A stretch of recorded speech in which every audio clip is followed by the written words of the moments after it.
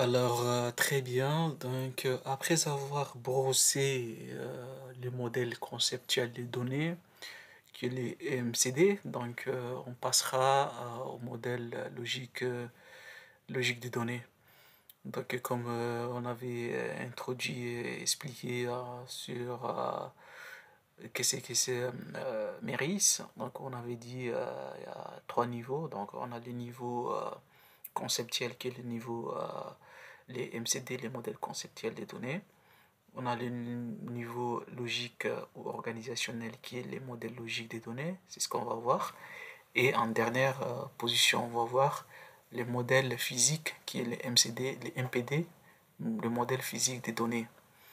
Donc, comme vous le saviez, donc les modèles logiques des données MLD, donc c'est une étape, hein, on peut dire c'est une étape clé dans le processus de conception des bases de données. Maintenant, les MLD est généralement utilisé, on peut dire, dans les cadres de la méthode MIRIS, et bien évidemment, mais également donc, dans d'autres approches de modélisation. Et on peut dire également que les MLD, les modèles logiques des données, est une version, d'accord, plus détaillée du modèle conceptuel des données. Donc, le modèle conceptuel de données, c'est vrai, c'est une représentation donc, conceptuelle, mais le modèle logique des données, c'est une version encore plus détaillée que le modèle conceptuel. Donc, et aussi adapté à la structure d'une base des données relationnelles. D'accord? C'est vraiment adapté à la structure d'une base de données relationnelle. Donc, ce modèle, on peut dire, il sert à préparer la base de données pour sa mise en œuvre physique. C'est pourquoi, du modèle conceptuel de données, on passera au modèle logique des données, et du modèle logique des données, on passera au modèle physique des données. Donc, pour vous dire que ces modèles-là servent à préparer une base de données pour sa mise en œuvre physique même, d'accord? Donc tout en restant indépendant de la technologie spécifique comme SQL, MySQL, Oracle, Postgres, Snowflake, etc., etc., etc. Et maintenant l'objectif, hein. Donc il faut savoir aussi l'objectif. L'objectif du modèle logique des données, c'est d'abord de traduire les concepts abstraits définis dans le modèle conceptuel des données, d'accord? En une représentation, on peut dire plus technique, d'accord? Et formelle également. Non seulement technique, mais formelle. Donc, qui prend en compte les règles de base des données relationnelles. Donc, on va voir, par exemple, après, les règles de passage, du, en se basant beaucoup plus sur les cardinalités. On verra tout ça. Mais parmi les objectifs également, c'est de préparer les données en fait. Donc de préparer les données pour l'implémentation à la base de données. Mais ici, c'est sans encore s'occuper des détails physiques. Comme je vous ai dit, c'est pas encore physique, mais toujours logique. Et également de définir les relations, les clés, d'accord? De définir les relations, les clés primaires et les clés étrangères. C'est très important, très très très important. Donc, si vous ne maîtrisez pas la notion des clés primaires et des clés étrangères, ça serait un peu compliqué pour concevoir une base de données. Et les contraintes d'intégrité. Donc, dans un format vraiment utilisable par un système de gestion de base de données. D'accord? Donc, on peut dire ce qui compose. Qu'est-ce qui compose les MLD? Les MLD, le modèle logique de données, donc généralement est composé d'abord, d'accord, d'une table. Ça c'est quelque chose, ça c'est l'élément phare, je peux dire, ou bien l'élément primordial en fait, d'accord. Donc c'est les tables, c'est parmi les éléments qui composent le modèle logique des données. On a les colonnes, donc on crée une table. Une fois les tables créées, à l'intérieur d'une table, on va trouver les champs, ce sont les colonnes, d'accord, ou on les appelle aussi des attributs. Et également, on peut trouver les clés primaires, les primary keys, d'accord? Et les clés étrangères. Donc, les clés étrangères, les relations. Les relations, ce sont les associations.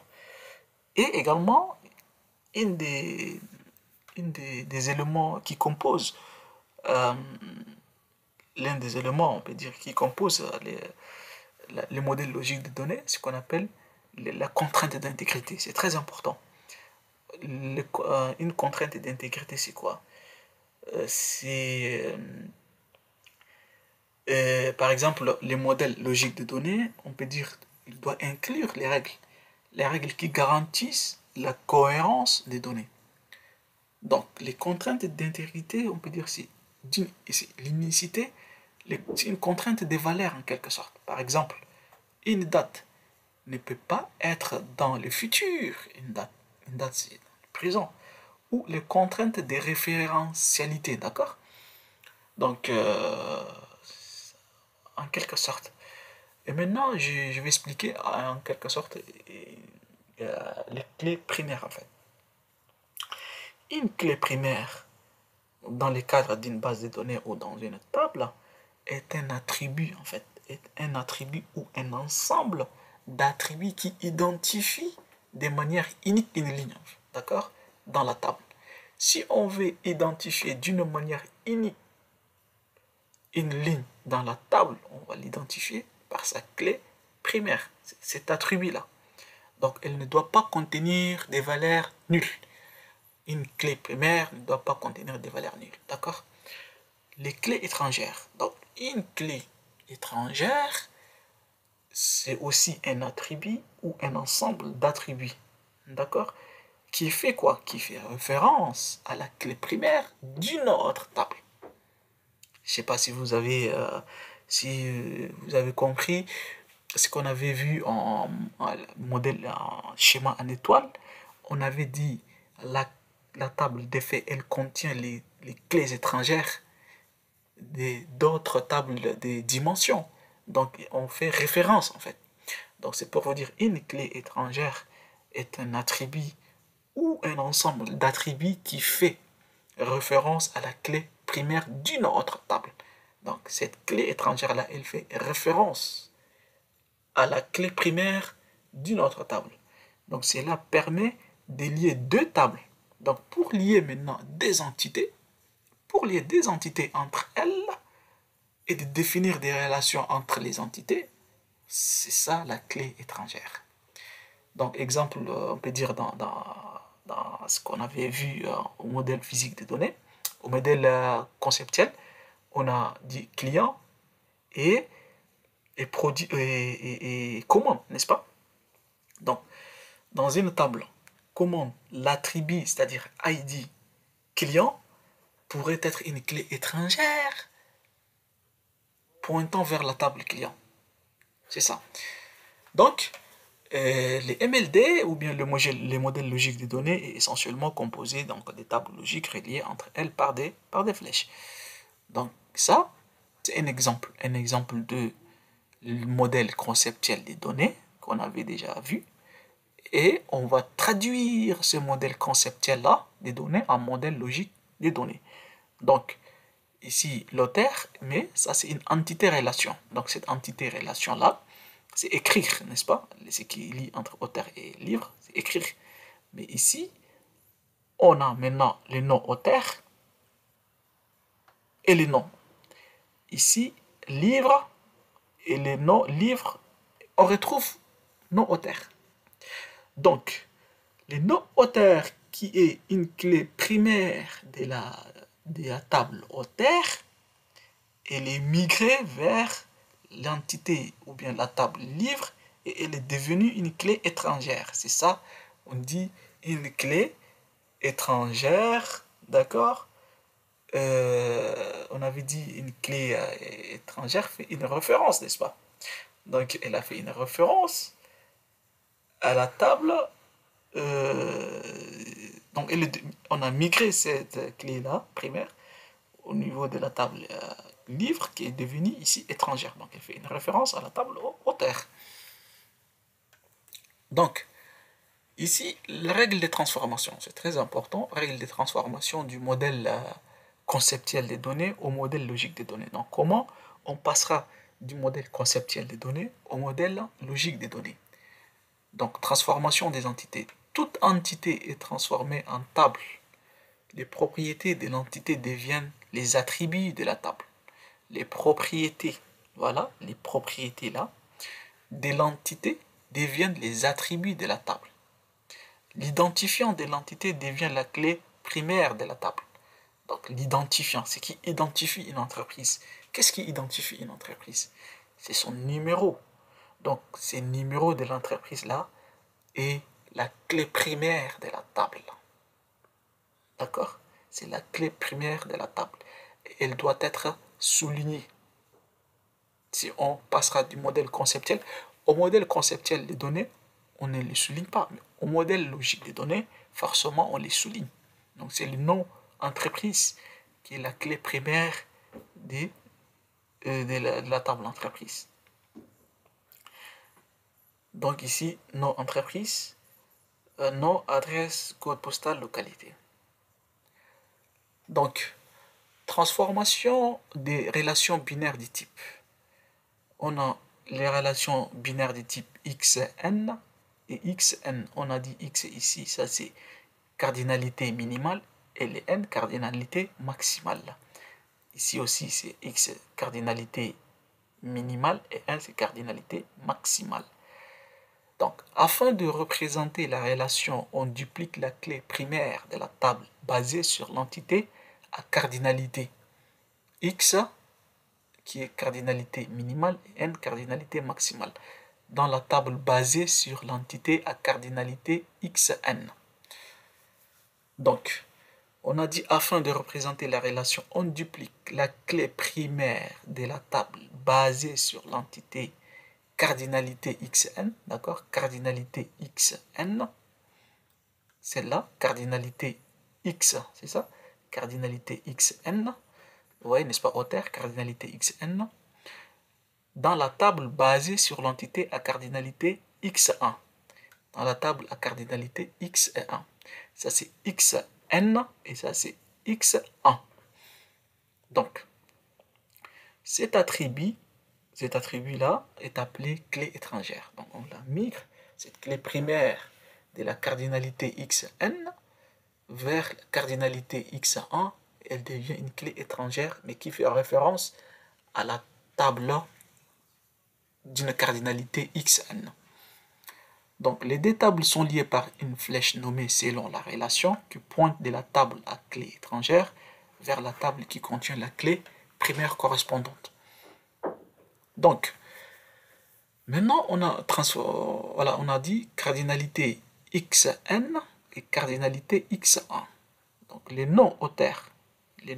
On a les noms auteurs, c'est-à-dire la clé primaire. On avait dit toujours, on souligne l'attribut maintenant qui fait la clé primaire de l'auteur, de la table auteur. Et on a les noms livre qui est la clé primaire du livre. Donc, on a ce type de cardinalité x et n.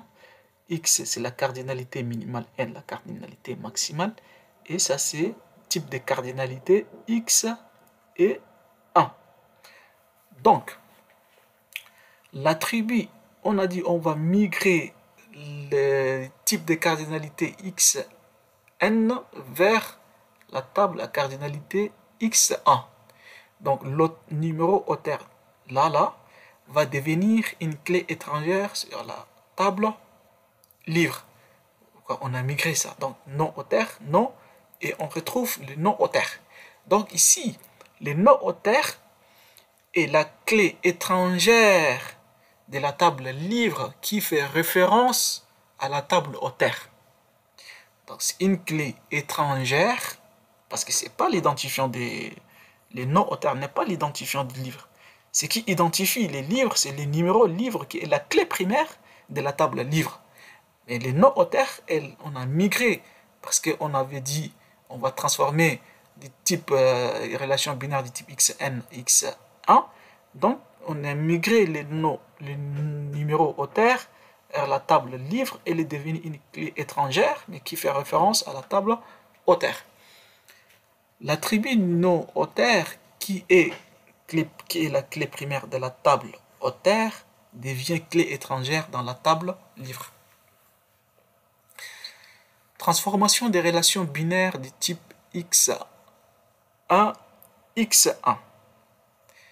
Ici, c'est xn, xn, x1. Mais ici, on va voir x1, x1. Nous devons distinguer plusieurs cas, sachant qu'une relation binaire du type 1, 1, 1, 1 ne doit pas exister. Il nous reste les deux cas suivants. Donc, retenez bien, si vous tombez dans des entités qui ont des cardinalités x1, x1, ça n'existe pas, donc on ne doit pas migrer, ça n'existe pas, d'accord? Donc cela veut dire qu'on ne peut pas migrer la clé primaire vers une autre table. Maintenant, on a déjà vu xn, x1 et x1, x1, donc c'est-à-dire 0, 1, 1, 1. Donc ça nous reste 0, 1 et 0, 1. Donc 0, 1, la relation binaire 0, 1, 1, 1, c'est-à-dire x1, x1. On duplique la clé de la table basée sur l'entité à cardinalité 0, 1 dans la table basée sur l'entité à cardinalité 1, 1. Donc, on va maintenant dupliquer, d'accord, la clé de la table basée sur l'entité à cardinalité 0, 1 dans la table à cardinalité 1, 1. Donc, les noms clients là va devenir une clé étrangère à la carte membre.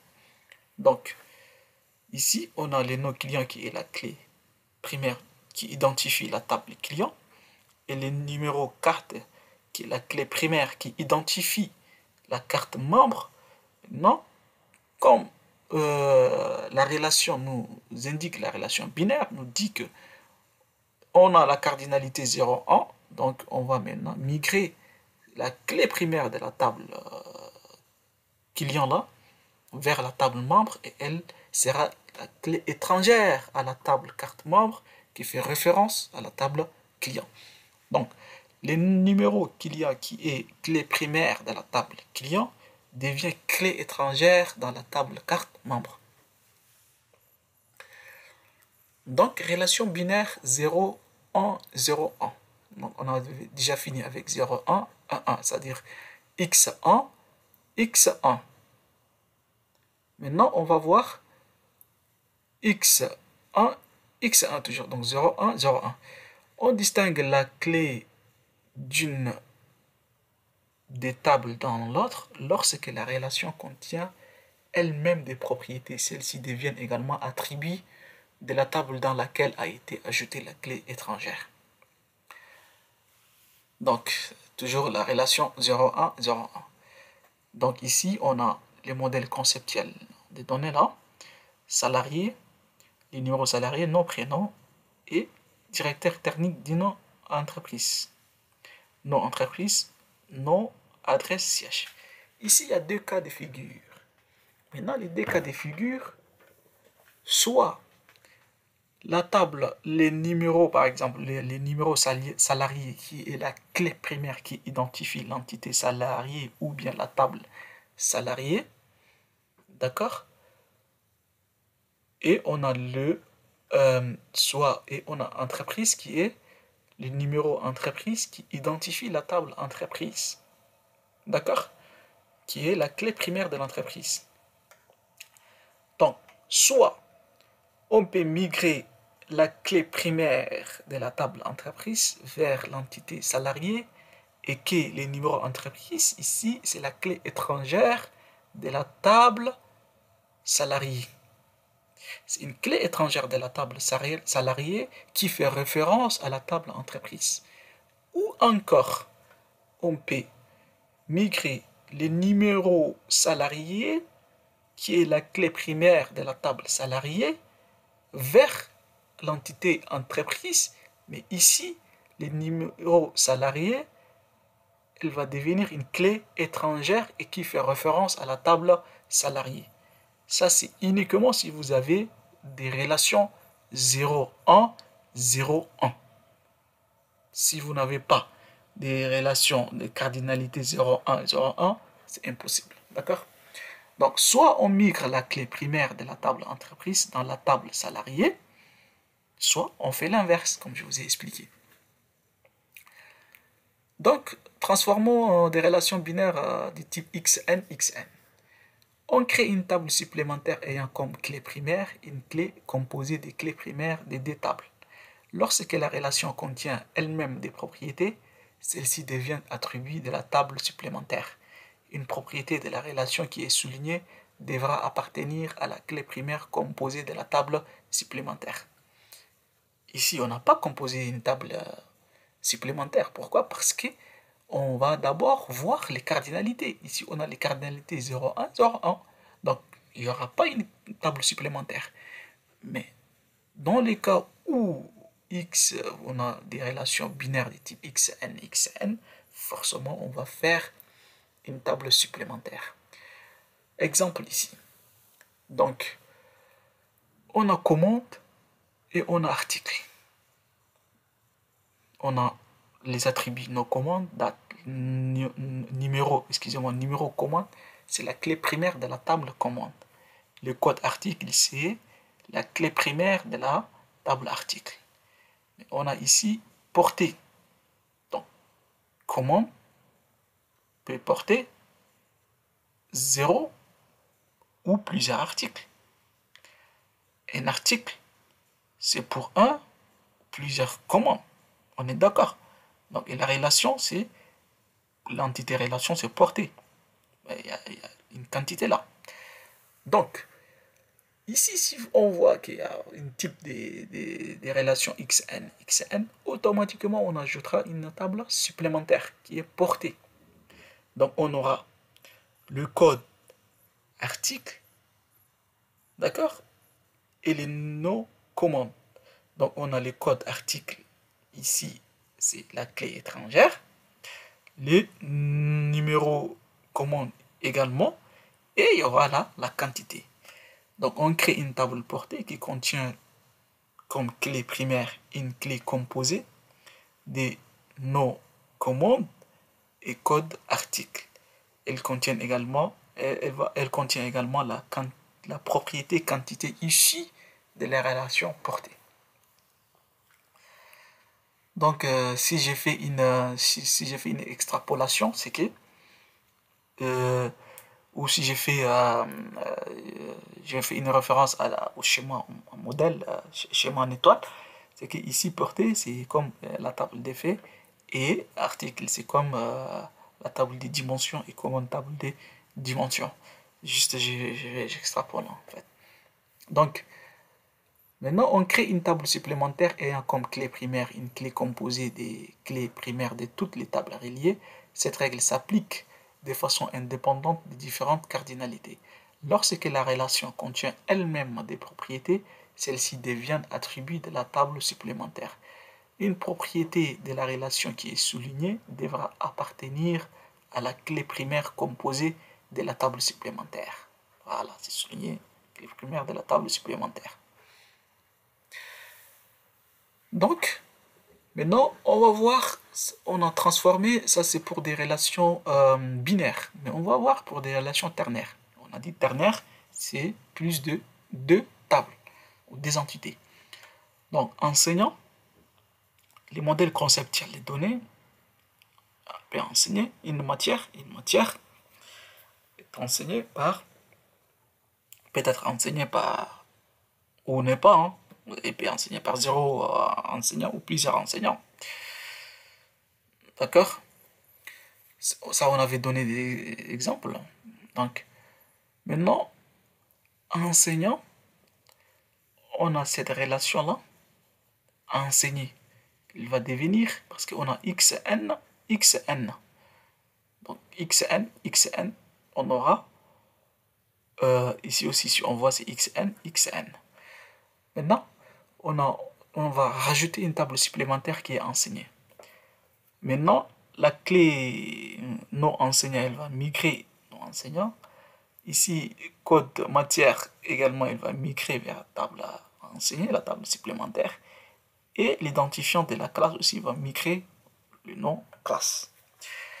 La table enseignant contient une clé composée des noms des numéros enseignants, du code matière et nos classes. Donc, ce sont toutes des clés primaires qui identifient la table enseignant, table matière et table classe. Donc, elles vont migrer pour devenir aussi clés primaires de la table enseignée. Donc, la transformation de plusieurs relations entre des entités.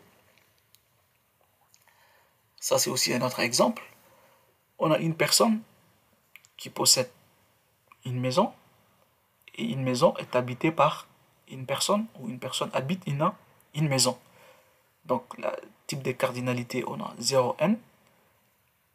Ici, on a 1 n. Ici, c'est 0n et 1n.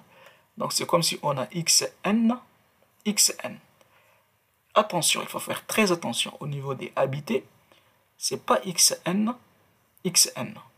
On a dit uniquement on rajoute une table supplémentaire, c'est dans les cas où on a xn, xn. Mais ici c'est 1 et 1x. D'accord? 1x, 1n et 1. Donc ici, habiter ne doit pas, on ne peut pas créer une ligne ou bien une table supplémentaire parce que ça ne respecte pas la règle. Donc ici, habiter ne respecte pas la règle, donc on ne peut pas l'ajouter comme une table supplémentaire. Donc on rajoute également seulement la table possédée, la relation possédée comme une table supplémentaire. Donc c'est pourquoi on a ici une table supplémentaire.